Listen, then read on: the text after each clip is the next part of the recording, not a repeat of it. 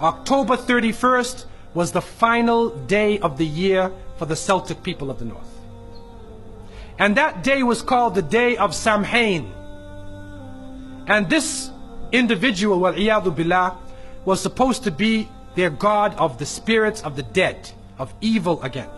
And according to their belief, the evil spirits would rise to the surface and would terrorize people on that evening.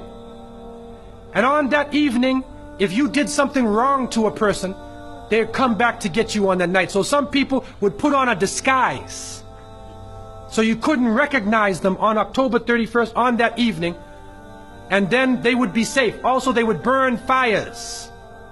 Now the only thing we find left of that is the jack-o'-lantern that they would put inside of their window, made from the pumpkin. What actually happened in Europe is that the church moved All Saints' Day, a day for the saints. They moved it from May 13th to November 1st in 1834 AD.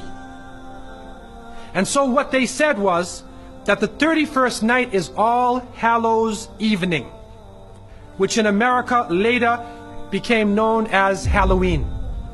And they depict the forces of evil. What is happening now is that the children put on disguises.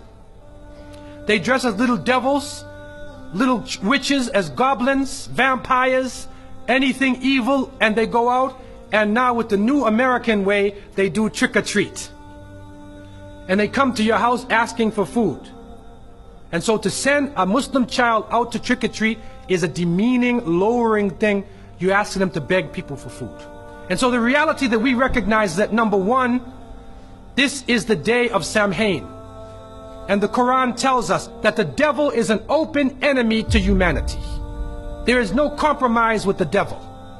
And so we don't play around and disguise ourselves as little devils, little shayateen, because it is an open enemy to the people of monotheism. And so from so many angles, Muslims should have nothing to do with Halloween.